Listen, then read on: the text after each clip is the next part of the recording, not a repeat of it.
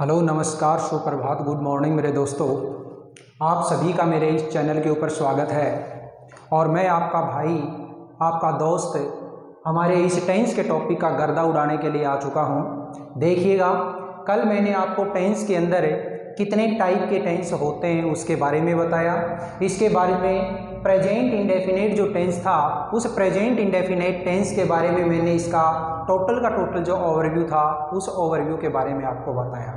आज हम लेकर के चलते हैं कि इस प्रेजेंट इंडेफिनेट टेंस के किस प्रकार स्ट्रक्चर बनाए जाएं। स्ट्रक्चर का मतलब कि किस तरीके से हम छोटे छोटे जो सेंटेंसेज हैं उन सेंटेंसेज को हम क्रिएट करें, उसके बारे में मैं आपको बताऊंगा।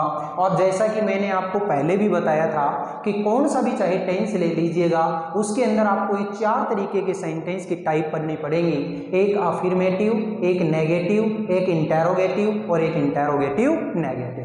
अब देखिएगा, अगर हम अफर्मेटिव सेंटेंस का स्ट्रक्चर देखें तो इसके अंदर इसका स्ट्रक्चर जो होगा वो स्ट्रक्चर के अंदर क्या है, सबसे पहले सब्जेक्ट, इसके बाद वर्ब की या तो फर्स्ट फॉर्म या फिफ्थ फॉर्म, इसके बाद में ऑब्जेक्ट। तो ये स्ट्रक्चर जो है ये स्ट्रक्चर किसका बन गया, हमारा अफर्मेटिव सेंटेंस का। एक एग्जाम्पल देखते हैं और एग्जाम्पल जो होंगे वो हम वैसे के वैसे लेंगे जिस तरीके से आपके मेन एग्जाम के अंदर पूछा जाता है। मेन एग्जाम के अंदर जैसे ये सेंटेंस दे दिया आपको, तो इस सेंटेंस के अंदर आपको वर्ब है, इस वर्ब की फॉर्म को फिल करना पड़ेगा। अब यहाँ पे वर्ब की फॉर्म को फिल करेंगे तो हमने देखा सेंटेंस है कि राम, इसके बाद में दे दिया ब्लैंक, ब्रैकेट के अंदर दे रखा है गो टू स्कूल दिल्ली। इस सेंटेंस के अंदर चाहे आपको कुछ समझ में आया या ना आया, लेकिन आपने एक एडवर्ब पकड़ ली और वो एडवर्ब क्या है यहाँ पे, दिल्ली। और ये दिल्ली एडवर्ब है, ये कौन से टेंस की, हमारे प्रेजेंट इंडेफिनेट टेंस की। अब प्रेजेंट इंडेफिनेट टेंस की है तो आपको पता है कि अफर्मेटिव सेंटेंस हम बना रहे हैं तो यहाँ पे या तो वर्ब की फर्स्ट फॉर्म आएगी या फिफ्थ फॉर्म आएगी। तो यहाँ पे फर्स्ट आए या फिफ्थ आए वो कौन बताएगा, इसका सब्जेक्ट। सब्जेक्ट अगर सिंगुलर थर्ड पर्सन है तो वर्ब की कैसी फॉर्म होगी, फिफ्थ फॉर्म। और फिफ्थ फॉर्म हम कैसे बनाते हैं, इस गो के अंदर ES लगा करके गॉज। ठीक है, तो इस तरीके से आपने देखा यहाँ पे वर्ब है, ये वर्ब आपने क्या लगा दी, गॉज, जो कि बिल्कुल एकदम 101% सही है। इसके बाद में दूसरा एग्जाम्पल है और इस दूसरे एग्जाम्पल के अंदर आपने देखा दे ऑलवेज, फिर ब्लैंक दे दिया, ब्रैकेट में है स्पीक लाई। अब यहाँ पे आपने एक एडवर्ब पकड़ी और वो एडवर्ब क्या है, ऑलवेज। और ऑलवेज है ये हमेशा प्रेजेंट इंडेफिनेट टेंस की एडवर्ब होती है। अब इसके अंदर हम वर्ब की फर्स्ट फॉर्म भरें या फिफ्थ फॉर्म भरें, ये कौन बताएगा, इसका सब्जेक्ट। सब्जेक्ट प्लूरल है तो क्या भरेंगे आप, वर्ब की फर्स्ट फॉर्म। फर्स्ट फॉर्म यानी कि जो स्पीक यहाँ पे दे रखा है ये एज इट इज यहाँ पे ब्लैंक के अंदर हम फिल कर देंगे। नेक्स्ट टाइप के ऊपर हम बढ़ते हैं, नेगेटिव सेंटेंस। और नेगेटिव जो सेंटेंस होता है, इस नेगेटिव सेंटेंस के अंदर मैं आपको बताऊं कि अगर आपने अफर्मेटिव सेंटेंस सीख लिया है तो नेगेटिव सेंटेंस के अंदर कुछ भी नहीं है। आप सिर्फ और सिर्फ जो हेल्पिंग वर्ब काम में ले रहे हैं उस हेल्पिंग वर्ब के जस्ट बाद क्या लगा दो, नोट लगा दो, और आपका क्या बन जाएगा, स्ट्रक्चर है नेगेटिव सेंटेंस का। तो देखिएगा स्ट्रक्चर क्या है, सबसे पहले सब्जेक्ट, इसके बाद में डू या डज, इसके बाद नॉट, इसके बाद V1 और इसके बाद में ऑब्जेक्ट। ये स्ट्रक्चर होता है हमारे नेगेटिव सेंटेंस का।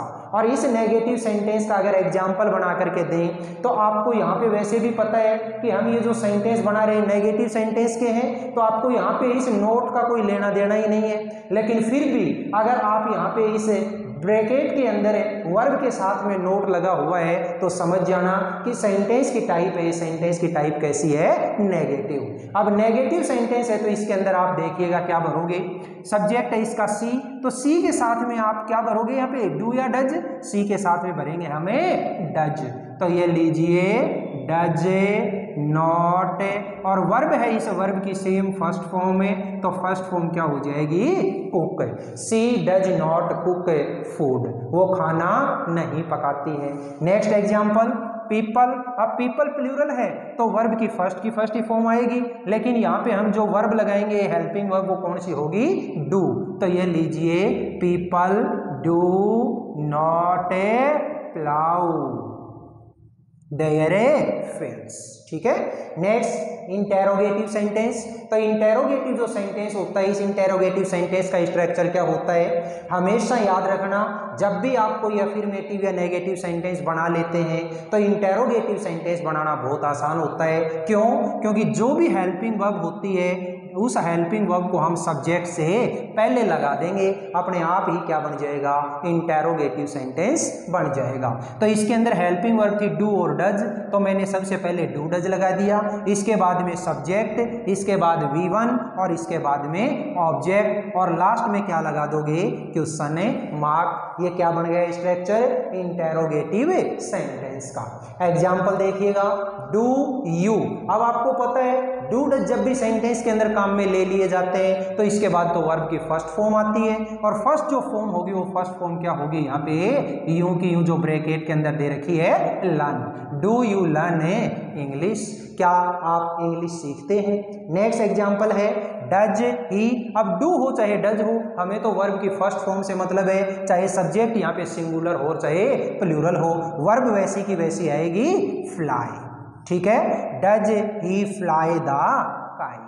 ठीक है, नेक्स्ट आता है टाइप इंटेरोगेटिव नेगेटिव सेंटेंस। और इंटेरोगेटिव नेगेटिव जो सेंटेंस होता है, इसके अंदर आपने जो ऊपर इंटेरोगेटिव सेंटेंस सीखा है उसी के अंदर सब्जेक्ट के जस्ट बाद क्या लगा देंगे, नोट लगा देंगे, क्या बन जाएगा, इंटेरोगेटिव नेगेटिव सेंटेंस बन जाएगा। तो इसका स्ट्रक्चर क्या है, do does plus subject plus note plus V1 plus object और लास्ट में क्वेश्चन मार्क। ये स्ट्रक्चर किसका बन गया, हमारा इंटेरोगेटिव नेगेटिव सेंटेंस का बन गया। एग्जाम्पल देखिएगा क्या है, डज सीता। अब वर्ब क्या है इसमें, स्पीक, हमें तो फर्स्ट फॉर्म काम में लेनी है, कोई दिक्कत नहीं, तो does Sita not speak the truth. Next example, do they, फिर दोबारा हमें क्या करना है, नॉट ईट। ठीक है, do they not eat A food, last में क्वेश्चन है मार्क। ये हमने कितने टाइप के स्ट्रक्चर देख लिए, 4 टाइप के, जिसका नाम क्या था, affirmative sentence, negative sentence, interrogative sentence और इंटेरोगेटिव नेगेटिव सेंटेंस। ये तो बात हुई मेरी प्रेजेंट इंडेफिनेट टेंस है, उसके सेंटेंस कैसे बनाए जाएं उसके लिए। फिर इसके कुछ एक स्पेशल यूजेज आते हैं। यूजेज का मतलब क्या होता है कि कुछ ऐसी सेंटेंसेज होते हैं जिन सेंटेंसेज के अंदर हम हमेशा ही प्रेजेंट इंडेफिनेट टेंस को ही काम में लेते हैं, उस चीज को हम क्या बोलते हैं, इसके यूजेज बोलते हैं। और ये जो यूजेज होते हैं ये कहाँ कहाँ काम में आते हैं, देखिए फर्स्ट यूज का नाम क्या बताया इसमें, यूनिवर्सल ट्रूथ। यूनिवर्सल ट्रूथ जो होता है, इस यूनिवर्सल ट्रूथ का मतलब क्या होता है हिंदी में, इसको हम बोलते हैं सार्वभौमिक सत्य। और ये जो सार्वभौमिक सत्य या यूनिवर्सल ट्रूथ के सेंटेंस होते हैं, इन सेंटेंसेज के एग्जाम्पल कैसे आएंगे वो भी हमें करेंगे। दूसरा जो इसका यूज है वो क्या होता है, हैबिचुअल फैक्ट। थर्ड वन होता है साइंटिफिक फैक्ट। फोर्थ वन है न्यूज़पेपर हेडिंग्स। फिफ्थ वन है प्रोवर्ब्स और लास्ट का है इसका फ्यूचर प्लानिंग। तो इस तरीके से ये 6 के 6 जो यूजेज हैं, इन यूजेज के हम 1 बाय 1 जो सेंटेंसेज होंगे वो हूबहू ऐसे देखेंगे जिस तरीके से मेन एग्जाम के अंदर आते हैं। तो इसी के साथ में आपको अगर ये इतना पार्ट इस टेंस का समझ में आया है तो हमारे इस वीडियो को ज़्यादा से ज़्यादा लाइक कीजिएगा, शेयर कीजिएगा और हमारे चैनल को ज़्यादा से ज़्यादा सब्सक्राइब करते हुए हमारे इस फैमिली का member बनिएगा। Thank you. Have a nice day.